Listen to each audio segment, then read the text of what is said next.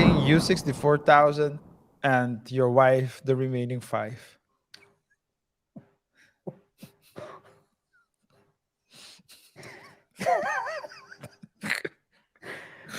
She was cozying up to him.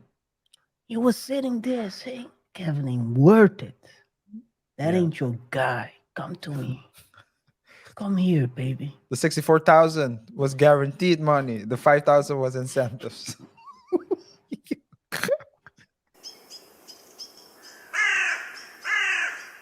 But in the last show, we talked about the fact that there was a millionaire renting renting a house, Guest house, yep. a guest house on the property, and that A longtime friend, by the way. a longtime friend, and that an ex, and that the then wife of Kevin Costner was visiting him frequently, just walking in. I mean, he's a neighbor, right? So she was just walking in, and now that they're divorced, well, gonna let that over, because those were just rumors, right? They were rumors, and they were denied that and they were. denied. Yeah. Yes, we talked about this.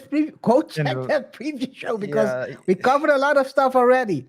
Yeah. They denied that there was anything wrong. Kevin kicked them out of the guest house. It would have already sounded an alarm. yeah. Because if I have a problem with my wife, why would I kick out the person renting the guest house? That's a stream of income, right? 64,000 a month. A month. A month. But someone was whispering sweet things in someone's ears while her husband was taping the Yellowstone series. And now we see what is really happening. Kevin Costner's ex on vacation with his friend. It's always the worst case scenario. Your longtime friend Is the guy you know. was Yeah, always plotting yeah, on your wife. yeah, yeah, yeah. You trust the guy with your wife. The question you have to ask yourself now is, was he paying the rent to live in the house? Or was he paying you rent to rent something else from you, Kevin? It must hurt when you heard that your friend is paying rent. Yeah. And I'm not suggesting anything. I'm not saying anything, guys, about a interaction or whatever you want to call it. But Yeah. Kevin, that's 64,000. Gotta ask yourself. That dude was paying it to whisper sweet things in your wife's ear while you wasn't there. He was paying you 60. How much was it? 64,000. He was paying you 64,000 and your wife the remaining 5.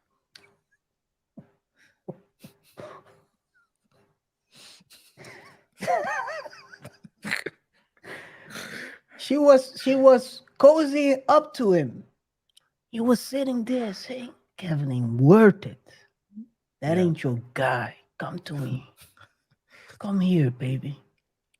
It was the 65,000, the 64,000 was guaranteed money. The 5,000 was incentives.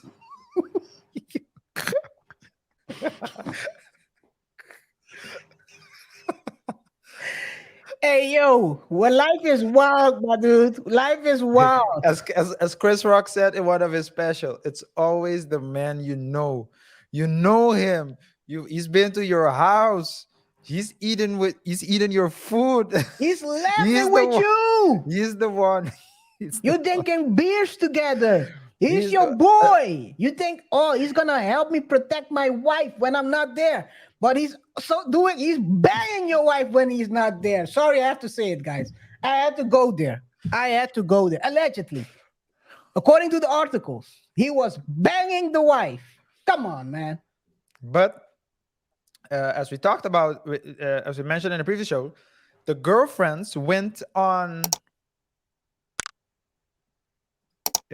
to, let's say, went in the news and said, well, not literally, but so in news articles citing statements made by the friends of the ex-wife,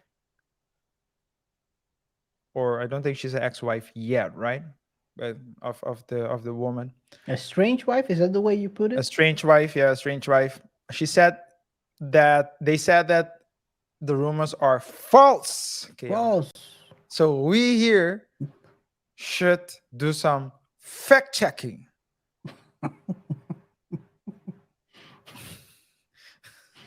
Look how I set it up. So, anyway, let's do the fact checking. Your boy, your boy is out here in Hawaii. First, he was tackling her in your house. Yo, dude, what the heck? He was tackling her in your house. Then tackling her in your rental. And now she's getting the child support and he's tackling her with your money in Hawaii. In Hawaii. Yeah. Tackling, you can use any other word in there. That ends with ing. It's a verb, man. It's a verb. Yes. So here we have them. It is what it is, man. Is this Connor? Oh, dude. Damn, Kevin. Hated to be you, man. Hated to be you, man. And now he's trying to basically get back at her by requesting 100,000 in lawyer fees back. She claimed it's unjustified because he tried to kick her out before the hearing in November. The only reason in November, Yes. the only reason why they went to court in the first place was because she wasn't upholding her end of the deal as it relates to the prenup. So Yeah, it's horrible. But she's moved out. She is moving out, and it is what it is. As you can see here, the U-Haul is packing everything and moving the stuff to another location, which is also owned by Kevin. A lot not far away with a tiny house on it.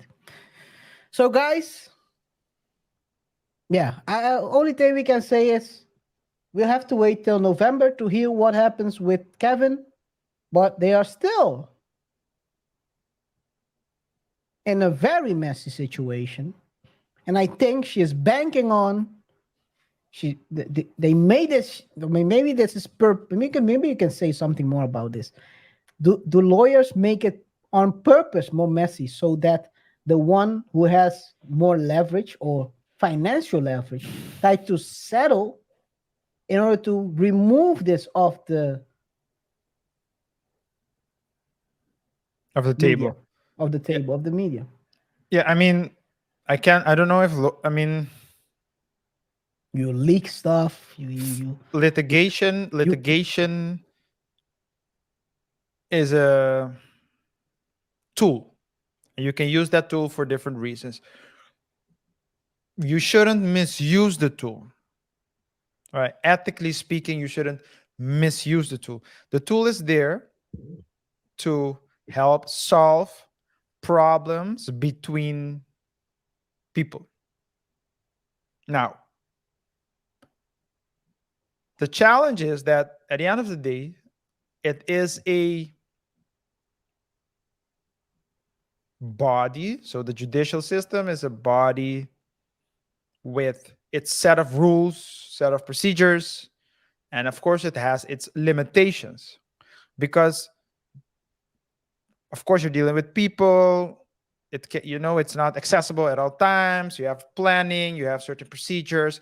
So that means that to get, you might be in the right, but to get, to be found, to, or at least to get a verdict in your favor, a judgment in your favor, takes time. And sometimes, especially parties that do not have the strong legal position, might try to milk it out, because they know that if the trial goes to court quickly, they will lose quickly. So if they try to milk it out, then they can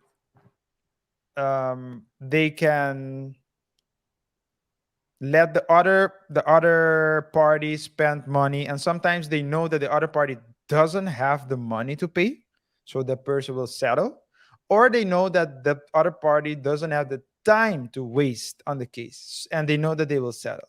So it's always the one that, most of the times is it's most of the times it's the one that does not have the stronger legal position, that will try to use the systems and procedure as leverage in order to try to That is drag the case on as much as possible, thereby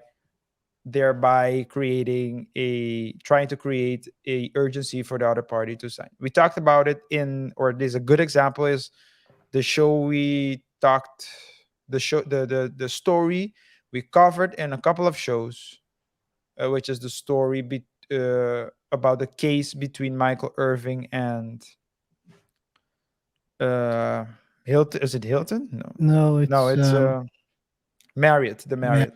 Yeah, Mary. So that case, so there you could, that's a classic case where doesn't it's pretty obvious that Marriott has a very weak position, but they were filing motions and trying to, drag the case out, because they know that the sooner they go to court, the sooner they will lose.